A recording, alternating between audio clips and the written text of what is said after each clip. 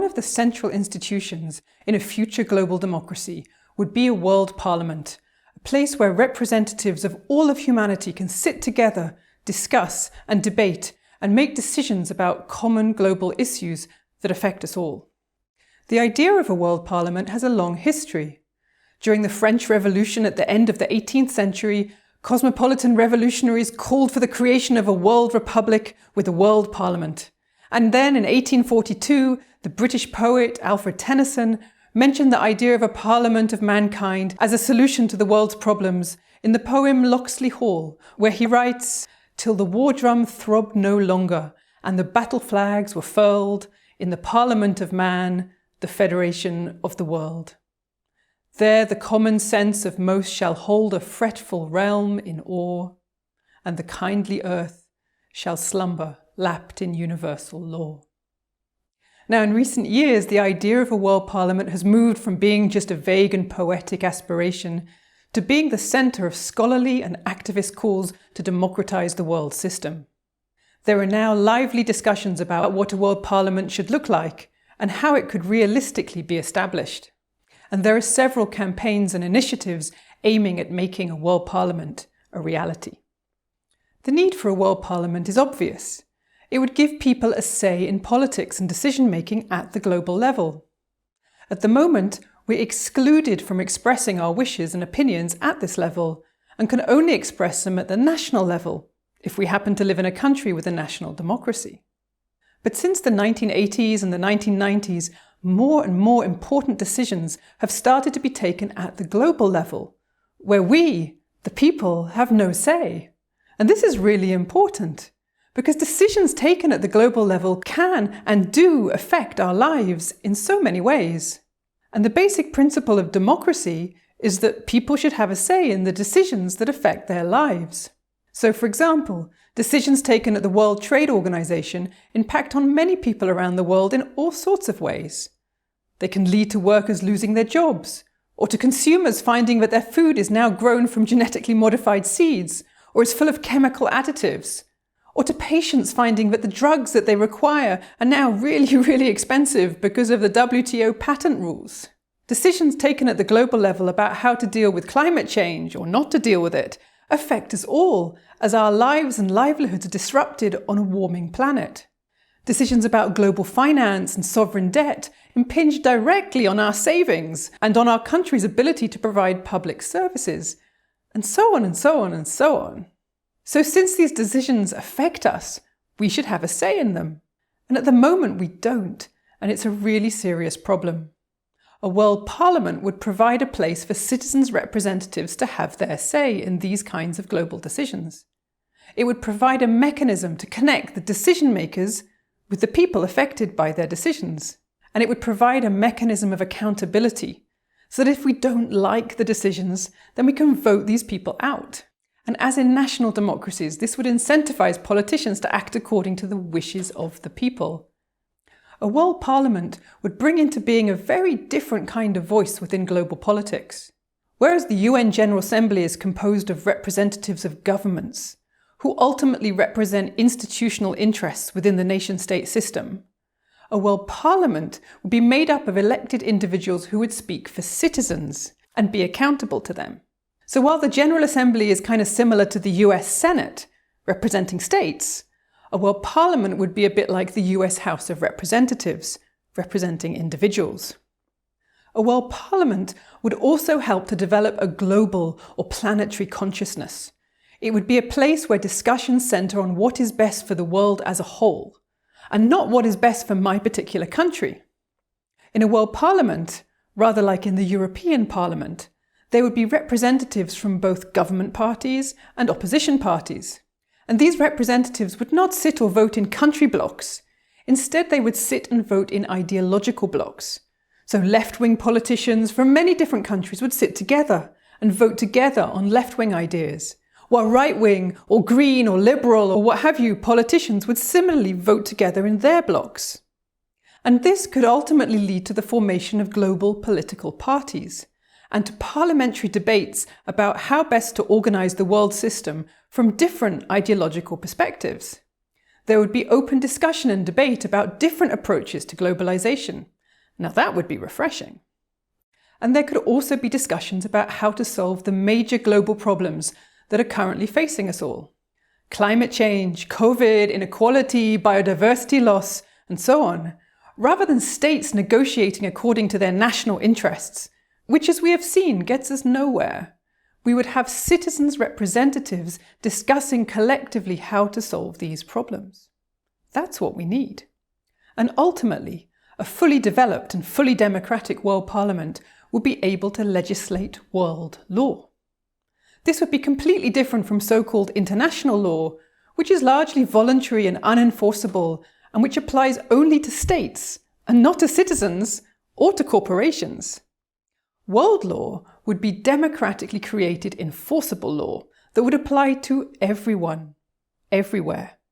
It would apply to the rich as well as the poor, to the transnational corporations as well as to states, and to those in powerful countries as well as those in weaker countries. World law would be law created by the representatives of the people of the world, and it would be a kind of supranational law that would be able to constrain states.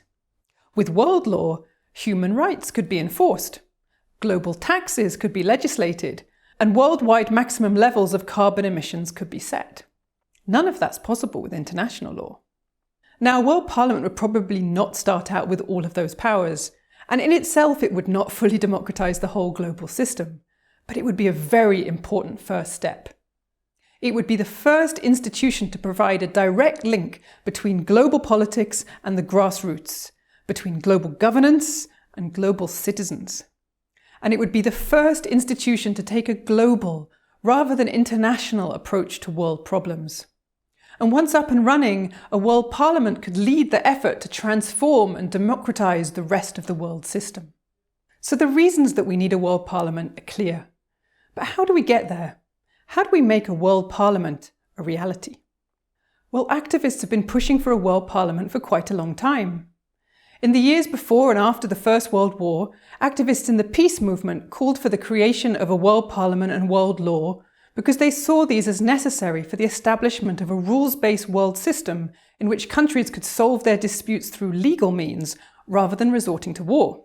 Their efforts contributed to the creation of the Permanent Court of Arbitration, the Permanent Court of International Justice, and the League of Nations, but did not lead to a real world parliament or to world law. There was another push for a world parliament in the years immediately after the Second World War, when the notions of world federation and world government were extremely popular. But at this time we got the United Nations and the International Court of Justice, and again, no supranational world parliament. In the late 1970s and early 1980s, discussions started up again about creating a world parliament. In 1978, a People's Assembly for the UN took place in parallel with the first UN Special Session on Disarmament. And in the following years, the Swedish Peace Council and the Swedish UN Association organised a Swedish People's Parliament on Disarmament. Building on these ideas, the People's Assembly movement began to grow, holding world citizen assemblies in several cities around the world. Then, in 1982, during the second UN Special Session on Disarmament, the Medical Association for Prevention of War, an organisation based in the UK and led by Jeffrey Siegel, presented a proposal for the study of a UN Second Assembly, or UN People's Assembly. This proposal suggested that such an assembly could be established at the UN in a relatively straightforward manner, under Article 22 of the UN Charter, which allows the General Assembly to establish any subsidiary bodies that it deems necessary to support its functions. In 1983, Siegel brought a number of like-minded organisations together to form the International Network for a UN Second Assembly, or Infusa. And in the following years, they worked to promote this idea in the NGO community, and they also submitted a request to the UN calling for it to study proposals for the establishment of a second chamber. Whilst they did not receive a response from the UN, their ideas did get support from a number of NGOs, particularly those dedicated to world federation and world citizenship, including the World Federalist Movement, the People's Congress, and the Bertrand Russell Peace Foundation. But whilst all these organisations wanted to create a second chamber at the UN, which would represent individual citizens, There were very many different ideas about what this chamber should look like. Should it consist of parliamentarians chosen by national governments? Or parliamentarians directly elected by the people? Or maybe it should consist of NGOs and civil society representatives? Should it be subsidiary to the UN General Assembly or equal to it? Should it have legislative powers to make world law, or should it only make recommendations? And so on and so on. And so in 1989, Infusa, in collaboration with the New York-based World Citizens Assembly, created CAMDUN, Conferences for a More Democratic United Nations, a series of conferences where activists would come together to explore and discuss the various options and issues. Building on these discussions, in 1992, the World Federalist Movement published a small booklet written by Dieter Heinrich, setting out their vision for a United Nations Parliamentary Assembly, or UNPA.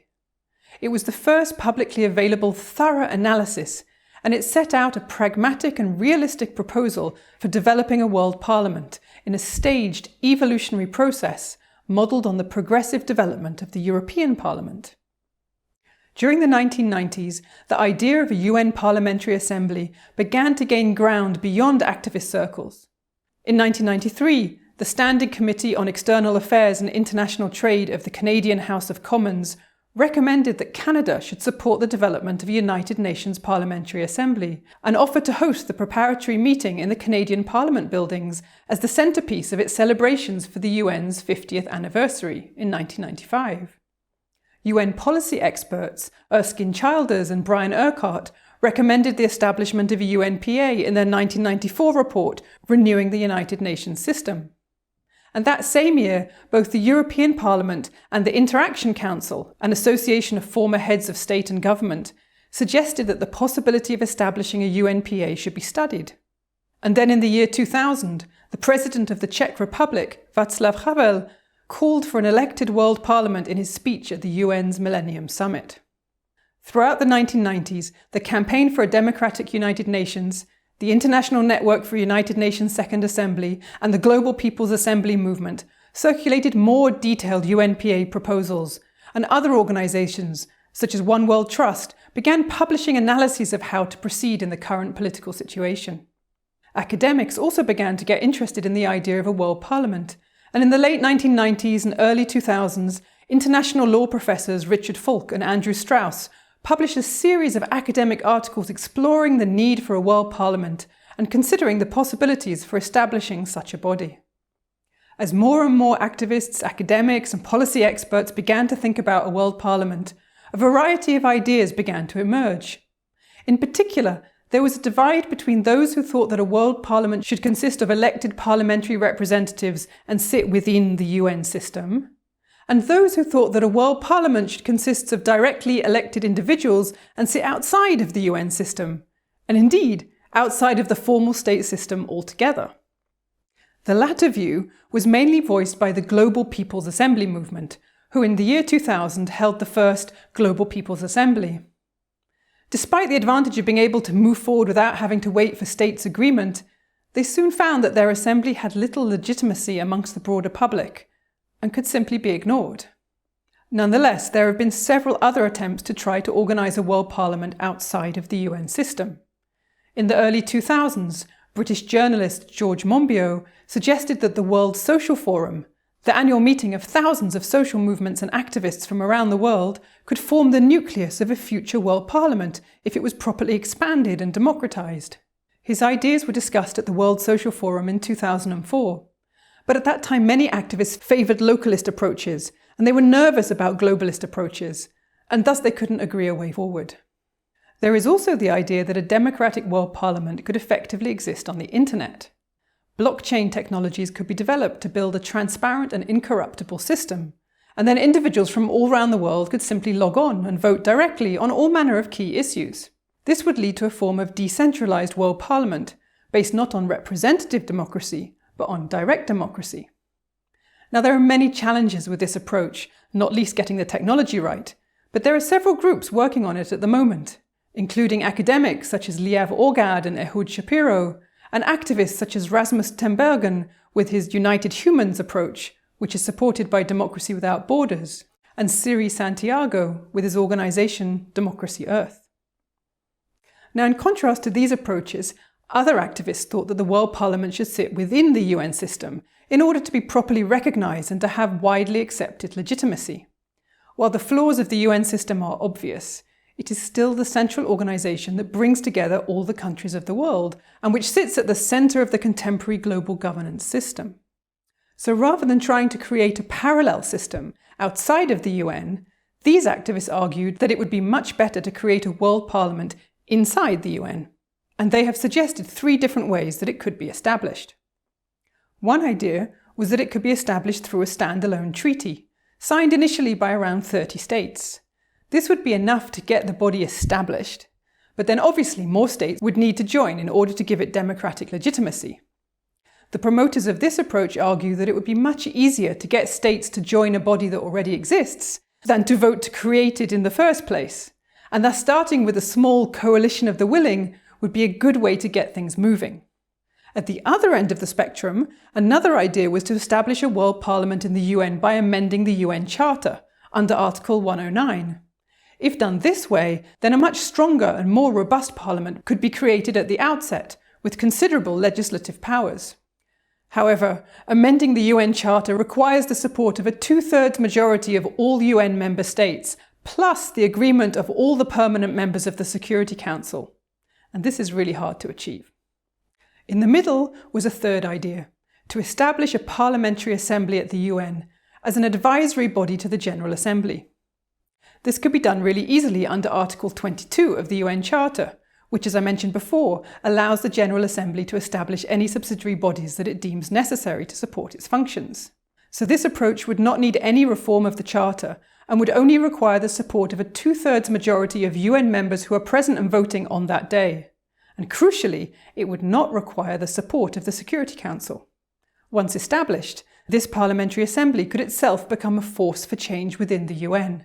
And over time, it could evolve into a stronger body, in a similar way to how the European Parliament had started out as a purely consultative body in the 1950s, and then over time gradually transformed and took on more powers. In much the same way, the nascent UN Parliamentary Assembly could be expected to evolve into a stronger body and ultimately become a real world parliament. So out of these 3 options, it was this third option that quickly began to emerge as the most popular, as activists, parliamentarians and scholars recognised its potential to bring about a change that was both achievable and sufficiently inclusive. In 2003, the Congress of the Socialist International, meeting in Sao Paulo, endorsed the goal of a UN Parliamentary Assembly, or UNPA, followed in 2005 by the Congress of the Liberal International, and in 2008 by the Green World Congress.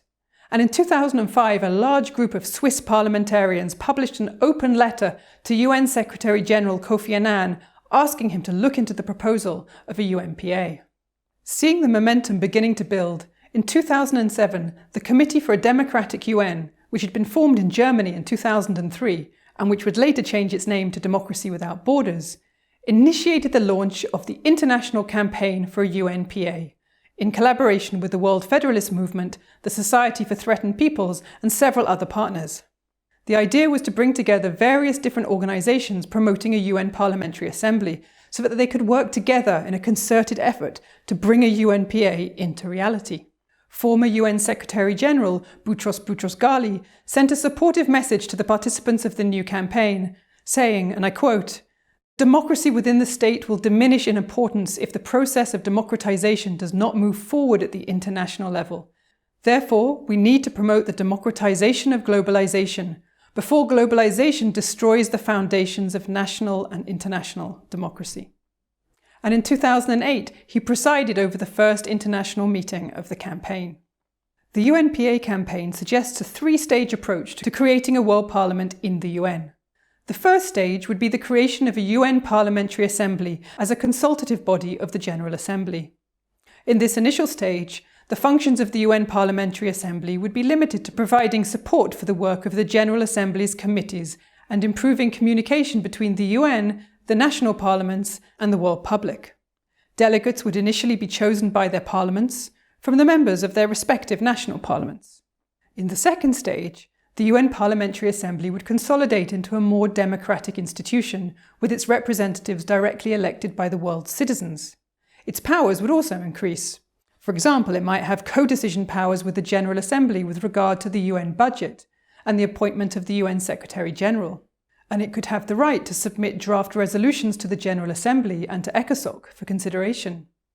As a democratically elected parliamentary body, it would have tremendous moral authority, and it would be able to hold other powers to account.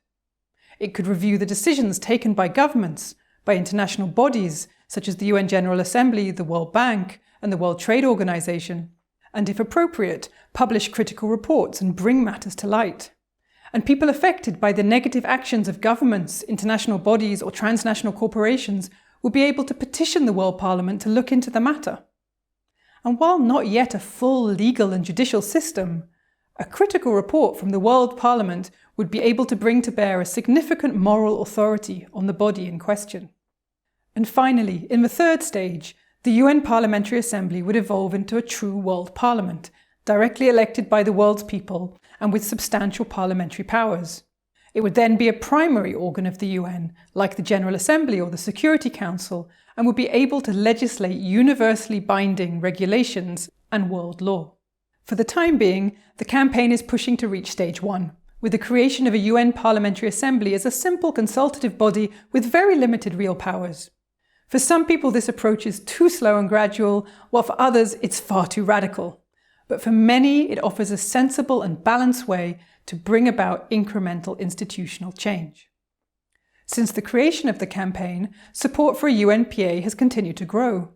In 2007, the Foreign Affairs Committee of the Canadian House of Commons announced that it supported the establishment of a UNPA, followed shortly by the Pan-African Parliament, and in the following years also the Latin American Parliament, the Mercosur Parliament, and the European Parliament.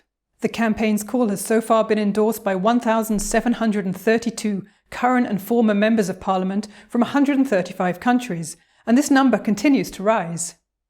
It also has the support of a long list of current and former heads of state, foreign ministers, Nobel laureates, professors, and numerous eminent people from a variety of sectors, ranging from the Tibetan spiritual leader the Dalai Lama to British actress Emma Thompson, and from former NASA astronaut Edgar Mitchell to the popular Senegalese musician Youssou N'Dour. The campaign's coordinator, Andreas Bummel, regularly meets with parliamentarians, ambassadors and UN officials to advocate for the creation of a UNPA and to move it up the policy agenda. In 2021, a large group of over 150 NGOs, including Greenpeace, ActionAid, Civicus and Global Justice Now, came together to issue a call for more inclusive global governance, including a UN Parliamentary Assembly. And many of them then took part in the Global People's Assembly, which took place in September in parallel to the 76th meeting of the UN General Assembly. So the momentum is building as more organisations and more individuals get involved. If you want to join the campaign for a UN Parliamentary Assembly, you can check out their website at www.unpacampaign.org and sign your name to endorse the campaign. You can also write to your Member of Parliament and ask them to endorse the campaign and to raise the matter in parliamentary discussions in your state or your country. If you're a member of a political party or an NGO, you can present the campaign to the board or the General Assembly and see if you can get them to join up too. And if you have time to volunteer, get in touch with the UNPA campaign through their website. There are always interesting things to do, and the more people that get involved, the better. And finally, every year in late October, there is the Global Week of Action for a World Parliament. During this week, activists from all around the world organise events and activities to highlight the need for a World Parliament. Check out their website at www.worldparliamentnow.org to see if there are activities taking place near you, or to use their ideas for actions to organise an action yourself. Everyone can play a part in making a World Parliament a reality.